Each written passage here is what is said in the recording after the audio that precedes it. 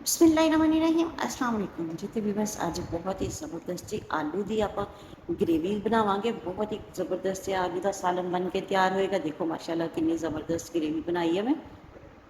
ਬਹੁਤ ਹੀ ਮਜ਼ੇਦਾਰ ਤੇ ਲਾਜਵਾਬ ਜਿਹਾ ਟੇਸਟਫੁਲ ਸਾਲਨ ਬਣ ਕੇ ਤਿਆਰ ਹੋਏਗਾ। ਬੱਚਿਆਂ ਨੂੰ ਬਹੁਤ ਹੀ ਪਸੰਦ ਆਏਗਾ, ਵੱਡਿਆਂ ਨੂੰ ਵੀ ਬਹੁਤ ਪਸੰਦ ਆਏਗਾ, ਕਿਉਂਕਿ ਗਰਮੀਆਂ ਦੀਆਂ ਸਬਜ਼ੀਆਂ ਜਿਹੜੀਆਂ ਵਾ ਟਿੰਡੇ, ਤੋਰੀਆਂ ਤੇ ਕੱਦੂ ਵਗੈਰਾ ਬੱਚੇ ਛੋਟੇ ਬੱਚੇ ਤੇ ਬਿਲਕੁਲ ਨਹੀਂ ਖਾਂਦੇ। ਤੇ ਮੋਸਟਲੀ ਘਰਾਂ 'ਚ ਬੱਚੇ ਨਹੀਂ ਖਾਂਦੇ, ਕੁਝ ਬੱਚੇ ਖਾ ਵੀ ਲੈਂਦੇ ਆ। ਤੇ ਲੇਕਿਨ ਇਹ ਆਲੂ ਦੀ ਸਬਜ਼ੀ ਐਸੀ ਹੈ ਕਿ ਜਿਹੜੀ ਸਾਰੇ ਹੀ ਤਕਰੀਬਨ ਸ਼ੌਕ ਨਾਲ ਖਾਂਦੇ ਆ। ਬਹੁਤ ਕਮ ਲੋਕ ਐਸੇ ਹੋਣਗੇ ਜਿਹੜੇ ਆਲੂ ਨੂੰ ਸ਼ੌਕ ਨਾਲ ਇਸਤੇਮਾਲ ਨਹੀਂ ਕਰਦੇ। ਲੇਕਿਨ ਗਰਮੀ ਦਾ ਮੌਸਮ ਹੈ, ਇਸ ਮੌਸਮ 'ਚ ਆਲੂ ਜਿਹੜੇ ਆ ਤੇ ਉਹ ਤੱਕ ਦੇਖ ਕੇ ਚੈੱਕ ਕਰਕੇ ਲਿਆ ਕਰੋ। ਆਲੂ ਵਿੱਚੋਂ ਖਰਾਬ ਵੀ ਨਿਕਲਦੇ ਆ। ਕੋਸ਼ਿਸ਼ ਕਰਿਆ ਕਰੋ ਕਿ ਆਲੂ ਨਵਾਂ ਹੀ ਹੋਵੇ। ਤੇ ਬਾਜ਼ੂ ਘੱਟ ਨਵਾਂ ਆਲੂ ਵੀ ਖਰਾਬ ਨਿਕਲ ਜਾਂਦਾ ਵਾ, ਤੇ ਪੁਰਾਣੇ ਆਲੂ ਜਿਹੜੇ ਉਹਨਾਂ ਦਾ ਫਿਰ ਟੇਸਟ ਜ਼ਿਆਦਾ ਮਿੱਠਾ ਬਣਦਾ ਵਾ। ਤੇ ਚਲੋ ਦੇਖਦੇ ਆਪਾਂ ਕਿਸ ਤਰ੍ਹਾਂ ਬਣਾਇਆ। ਬਿਸਮਿਲ੍ਲਾਹਿਰਰਹਿਮਾਨਿਰਰਹੀਮ। ਸਭ ਤੋਂ ਪਹਿਲੇ ਮੈਂ 4 ਆਲੂ ਲੈ ਲਏ, ਤਕਰੀਬਨ ਇਹਨਾਂ ਦਾ ਵਜ਼ਨ ਅੱਧਾ ਕਿਲੋ ਆ। ਤੇ ਇਹਨਾਂ ਦੇ ਆਪਾਂ ਇਸ ਤਰ੍ਹਾਂ ਇਹਨਾਂ ਦੇ ਪੀਸ ਕਰਾਂਗੇ। ਬਹੁਤ ਜ਼ਿਆਦਾ ਬੜਾ ਪੀਸ ਵੀ ਨਹੀਂ ਤੁਸੀਂ ਕਰਨਾ ਤੇ ਬਹੁਤ ਜ਼ਿਆਦਾ ਛੋਟਾ ਪੀਸ ਵੀ ਨਹੀਂ ਕਰਨਾ। ਆਲੂ ਨੂੰ ਚੈੱਕ ਜ਼ਰੂਰ ਕਰ ਲੈਣਾ ਵਾ। ਜੇ ਆਲੂ ਖਰਾਬ ਨਿਕਲੇ ਤੇ ਉਸ ਆਲੂ ਨੂੰ ਤੁਸੀਂ ਜ਼ਾਇਆ ਕਰ ਦੇਣਾ ਵਾ, ਕਿਉਂਕਿ ਜਿਹੜਾ ਆਲੂ ਖਰਾਬ ਹੁੰਦਾ ਵਾ ਉਹ ਟੇਸਟ ਵੀ ਖਰਾਬ ਕਰ ਦਿੰਦਾ ਵਾ ਸਾਲਨ ਦਾ। ਔਰ ਜਦੋਂ ਪੱਕਣ ਤੋਂ ਬਾਅਦ ਵੀ ਨਾ ਉਹਦਾ ਟੇਸਟ ਉਹ ਨਹੀਂ ਹੁੰਦਾ ਜਿਸ ਤਰ੍ਹਾਂ ਆਮ ਆਲੂ ਦਾ ਹੁੰਦਾ ਵਾ। ਤੇ ਜੇ ਤੁਸੀਂ ਪੁਰਾਣੇ ਆਲੂ ਲੈ ਰਹੇ ਹੋ ਤੇ ਉਹਨਾਂ ਨੂੰ ਜਾਂ ਤਾਂ ਨਮਕ ਵਾਲੇ ਪਾਣੀ ਦੇ ਵਿੱਚ ਭਿਗੋ ਦਿਆ ਕਰੋ ਅੱਧੇ ਪੌਣੇ ਘੰਟੇ ਵਾਸਤੇ। ਤੇ ਜੇ ਨਹੀਂ ਤੇ ਬਿਲਕੁਲ ਬਾਰੀਕ ਜਿਹੜਾ ਨਾ ਅਦਰਕ ਦਾ ਪੇਸਟ ਬਣਾ ਕੇ ਤੇ ਉਹ 10-15 ਮਿੰਟ ਵਾਸਤੇ ਆਲੂ ਨੂੰ ਲਗਾ ਕੇ ਰੱਖ ਦਿਆ ਕਰੋ। ਤੇ ਉਸ ਤੋਂ ਬਾਅਦ ਜਦੋਂ ਤੁਸੀਂ ਉਹਨਾਂ ਨੂੰ ਪਕਾਓਗੇ ਤੇ ਆਲੂ ਬਿਲਕੁਲ ਵੀ ਜਿਹੜੇ ਆ ਨਾ ਮਿੱਠੇ ਨਹੀਂ ਬਣਨਗੇ। ਪੁਰਾਣੇ ਆਲੂ ਜਿਹੜੇ ਆ ਬਹੁਤ ਜ਼ਬਰਦਸਤ ਜਿਹਾ ਟੇਸਟ ਆਏਗਾ ਉਹਨਾਂ ਦਾ। ਆਲੂ ਆਪਣਾ ਸਾਰੇ ਕੱਟ ਲਏ ਆ ਤੇ ਇਸੇ ਤਰੀਕੇ ਨਾਲ ਤੁਸੀਂ ਆਲੂ ਕੱਟਣੇ ਆ। ਬਹੁਤ ਜ਼ਿਆਦਾ ਵੱਡਾ ਆਲੂ ਨਹੀਂ ਕੱਟਣਾ। ਤੇ ਆਲੂ ਦਾ ਇੱਕ ਪੀਸ ਦੇਖੋ ਵੀ ਖਰਾਬ ਨਿਕਲਿਆ ਹੈ ਤੇ ਇਹਨੂੰ ਆਪਾਂ ਚੈੱਕ ਕਰਦੇ ਆ। ਜੇ ਤੇ ਅੰਦਰ ਤੱਕ ਇਹਦੇ ਵਿੱਚ ਦੇਖੋ ਹੋਲ ਹੈਗਾ ਵਾ ਤੇ ਇਹਨੂੰ ਆਪਾਂ ਜ਼ਾਇਆ ਕਰ ਦਾਂਗੇ, ਇਹਨੂੰ ਆਪਾਂ ਇਸਤੇਮਾਲ ਨਹੀਂ ਕਰਾਂਗੇ। ਇਹ ਆਲੂ ਜਿਹੜਾ ਵਾ ਇਹਦਾ ਟੇਸਟ ਵੀ ਫਿਰ ਇੱਥੋਂ ਜਿਹੜਾ ਨਾ ਖਰਾਬ ਹੋਇਆ ਹੁੰਦਾ ਜਿੰਨਾ। ਤੇ ਇਹ ਦੇਖੋ ਆਲੂ ਆਪਾਂ ਕੱਟ ਲਏ, ਇਹਨਾਂ ਨੂੰ ਪਾਣੀ ਵਿੱਚ ਭਿਗੋ ਕੇ ਰੱਖ ਦਿਆਂਗੇ। ਤੇ ਅਗਲੇ ਸਟੈਪ ਵੱਲ ਚੱਲਦੇ ਹਾਂ। ਸਭ ਤੋਂ ਪਹਿਲੇ ਅੱਧਾ ਕੱਪ ਦਹੀਂ ਲੈ ਲਿਆ ਵਾ ਤੇ ਉਹਦੇ ਵਿੱਚ ਜ਼ੀਰਾ ਸ਼ਾਮਿਲ ਕਰ ਦਿੱਤਾ ਅੱਧੇ ਚਮਚ ਤੋਂ ਵੀ ਥੋੜਾ ਜਿਹਾ ਕਮ, ਤਕਰੀਬਨ ਚਮਚ ਦਾ ਤੀਸਰਾ ਹਿੱਸਾ ਸਭ ਜ਼ੀਰਾ ਸ਼ਾਮਿਲ ਕੀਤਾ ਵਾ। ਤੇ ਅੱਧਾ ਚਮਚ ਸੁੱਕਾ ਧਨੀਆ ਕੁੱਟਿਆ ਹੋਇਆ ਸ਼ਾਮਿਲ ਕਰ ਦਿੱਤਾ ਵਾ। ਤੇ ਇਹ ਥੋੜਾ ਜਿਹਾ ਗਰਮ ਮਸਾਲਾ ਸ਼ਾਮਿਲ ਕਰ ਦਿੱਤਾ ਵਾ। ਰੋਸਟਿਡ ਨਹੀਂ ਗੀ ਕੋਈ ਚੀਜ਼ ਵੀ, ਬਸ ਆਮ ਨੋਰਮਲ ਜਿਹੜੀਆਂ ਹੁੰਦੀਆਂ ਵਾ ਉਹੀ। ਤੇ ਇਹ ਬਿਲਕੁਲ 2-3 ਪਿੰਚ ਆਪਾਂ ਚੁਟਕੀ ਜਿਹੜੀ ਹਲਦੀ ਜਿਹੜੀ ਹੈ ਨਾ 2-3 ਚੁਟਕੀਆਂ ਇਹਦੇ ਵਿੱਚ ਸ਼ਾਮਿਲ ਕਰ ਦਿੱਤੀਆਂ। ਜ਼ਿਆਦਾ ਹਲਦੀ ਵੀ ਸ਼ਾਮਿਲ ਨਹੀਂ ਕਰਾਂਗੇ ਕਿਉਂਕਿ ਆਪਾਂ ਬਿਲਕੁਲ ਥੋੜਾ ਜਿਹਾ ਸਾਲਨ ਇਹਨਾਂ ਦਾ ਬਣੇਗਾ ਤੇ ਇਸ ਲਈ ਥੋੜੇ ਮਸਾਲੇ ਐਡ ਕਰਨੇ ਆ।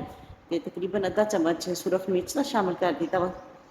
ਇਹਨਾਂ ਸਾਰੀਆਂ ਚੀਜ਼ਾਂ ਨੂੰ ਮਿਕਸ ਕਰਾਂਗੇ। ਇਹਦੇ ਵਿੱਚ ਜੇ ਨਮਕ ਆਪਾਂ ਸ਼ਾਮਿਲ ਕਰਨਾ ਵਾ। ਤੁਹਾਨੂੰ ਵੀਡੀਓ ਚੰਗੀ ਲੱਗੇ ਤੇ ਲਾਈਕ ਤੇ ਸ਼ੇਅਰ ਜ਼ਰੂਰ ਕਰਿਆ ਜੇ। ਚੈਨਲ ਤੇ ਨਵੇਂ ਆ ਤਾਂ ਚੈਨਲ ਨੂੰ ਸਬਸਕ੍ਰਾਈਬ ਕਰਕੇ ਜਾਇਆ ਜੇ।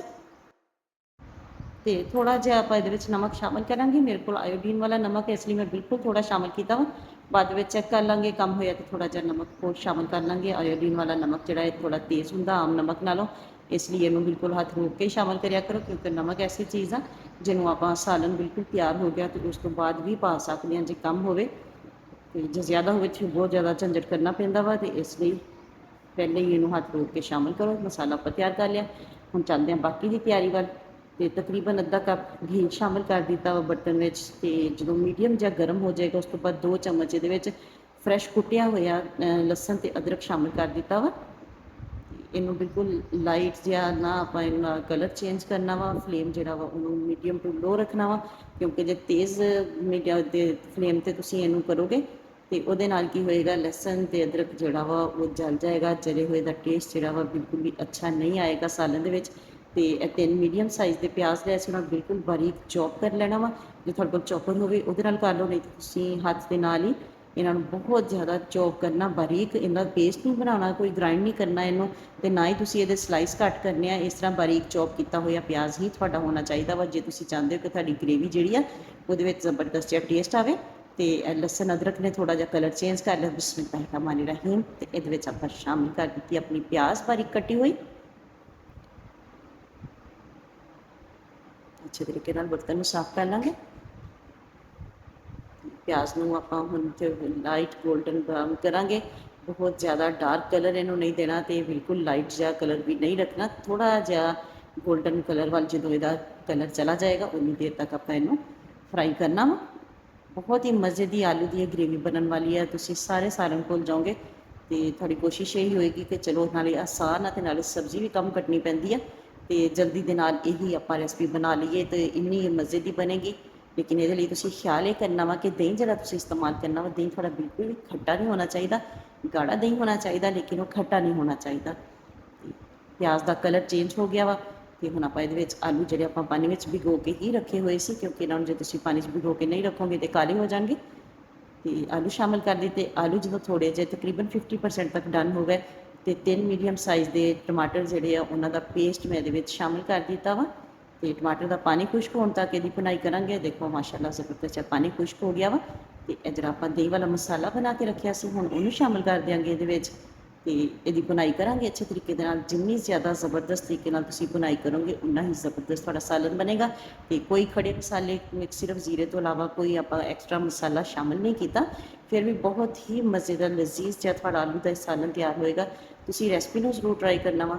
ਤੁਸੀਂ ਇਹ ਸਾਲਨ ਬਣਾ ਕੇ ਇਸ ਤਰ੍ਹਾਂ ਦੀ ਗ੍ਰੇਵੀ ਜਿਹੜੀ ਆ ਇਹਨਾਂ ਨੂੰ ਸਾਦਾ ਤੜਕੇ ਵਾਲੇ ਚਾਵਲਾਂ ਦੇ ਨਾਲ ਵੀ ਖਾ ਸਕਦੇ ਹੋ, ਰੋਟੀ ਨਾਨ ਦੇ ਨਾਲ ਤਾਂ ਤੁਸੀਂ ਇਹਨੂੰ ਖਾ ਸਕਦੇ ਹੀ ਹੋ।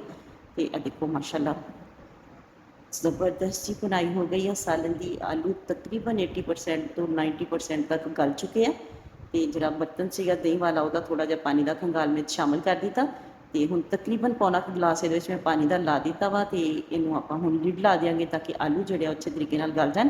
ਜੇ ਤੁਸੀਂ ਥੋੜੀ ਜਿਹੀ ਜ਼ਿਆਦਾ ਗ੍ਰੇਵੀ ਰੱਖਣਾ ਚਾਹੁੰਦੇ ਹੋ, ਵੀ ਥੋੜਾ ਪਤਲੀ ਸ਼ੋਰਬਾ ਟਾਈਪ, ਵੀ ਬਹੁਤ ਜ਼ਿਆਦਾ ਪਤਲਾ ਸ਼ੋਰਬਾ ਵੀ ਨਾ ਹੋਵੇ ਤੇ ਥੋੜਾ ਗਾੜਾ ਗਾੜਾ ਜਿਹਾ, ਤੁਸੀਂ ਥੋੜਾ ਜਿਹਾ ਪਾਣੀ ਹੋਰ ਵੀ ਇਹਦੇ ਵਿੱਚ ਸ਼ਾਮਿਲ ਕਰ ਸਕਦੇ ਹੋ, ਲੇਕਿਨ ਮੈਂ ਨਹੀਂ ਕਰ ਰਹੀ। ਦੇਖੋ ਮਾਸ਼ਾਅੱਲਾ ਕਿੰਨਾ ਜ਼ਬਰਦਸਤ ਆਪਣਾ ਸਾਲਨ ਬਣ ਕੇ ਤਿਆਰ ਹੋਇਆ। ਗ੍ਰੇਵੀ ਦੇਖੋ ਮਾਸ਼ਾਅੱਲਾ ਕਿੰਨੀ ਜ਼ਬਰਦਸਤ ਆ। ਹੁਣ ਇਹਦੇ ਵਿੱਚ ਥੋੜੇ ਜਿਹੇ ਟੇਸਟ ਨੂੰ ਵਧਾਉਣ ਵਾਸਤੇ ਥੋੜੀਆਂ ਜਿਹੀਆਂ ਚੀਜ਼ਾਂ ਹੋਰ ਸ਼ਾਮਿਲ ਕਰਾਂਗੇ। ਸਬਜ਼ ਮਿਰਚ ਕੱਟ ਕੇ ਸ਼ਾਮਿਲ ਕਰ ਦਿੱਤੀ ਹੈ। ਤੁਸੀਂ ਚਾਹੋ ਤਾਂ ਲੰਬੀ ਵੀ ਵੈਸੇ ਸਲਾਈਸ ਦੇ ਕੱਟ ਕੇ ਨਾ ਲੰਬੇ ਰੁੱਖ ਵੀ ਤੁਸੀਂ ਇਹਨੂੰ ਸ਼ਾਮਿਲ ਕਰ ਸਕਦੇ ਹੋ। ਮੈਂ ਗੋਲ ਸਲਾਈਸ ਕੱਟਿਆ ਤੇ ਥੋੜਾ ਜਿਹਾ ਇਹਦੇ ਵਿੱਚ ਆਪਾਂ ਗਰਮ ਮਸਾਲਾ ਸ਼ਾਮਿਲ ਕਰ ਦਿੱਤਾ ਵਾ ਤੇ ਇੱਕ ਕਸੂਰੀ ਮੇਥੀ ਪੀਸੀ ਹੋਈ ਸ਼ਾਮਿਲ ਕਰ ਦਿੱਤੀ ਆ ਥੋੜੀ ਜਿਹੀ। ਕਿ ਇਹਦੇ ਨਾਲ ਕੀ ਹੁੰਦਾ ਵਾ, ਕਸੂਰੀ ਮੇਥੀ ਦੇ ਨਾਲ ਬਹੁਤ ਹੀ ਜ਼ਬਰਦਸਤ ਜਿਹਾ ਟੇਸਟ ਆਉਂਦਾ ਵਾ ਹਰ ਚੀਜ਼ ਦੇ ਵਿੱਚ, ਤਕਰੀਬਨ ਹਰ ਚੀਜ਼ ਨਾਲ ਇਹ ਮੈਚ ਕਰ ਜਾਂਦੀ ਹੈ।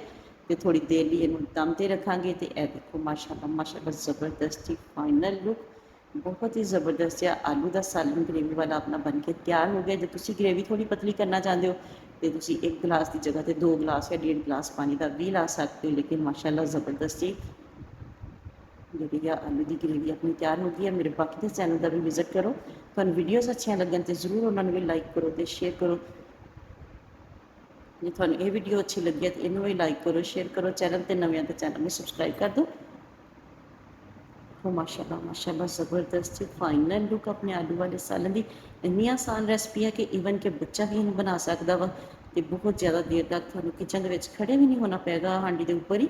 ਤੇ ਫਿਰ ਵੀ ਦੇਖੋ ਮਾਸ਼ਾਅੱਲਾ ਬਹੁਤ ਹੀ ਜ਼ਬਰਦਸਤ ਜਿਹਾ ਸਾਲਨ ਬਣ ਕੇ ਆਪਣਾ ਤਿਆਰ ਹੋ ਗਿਆ ਵਾ।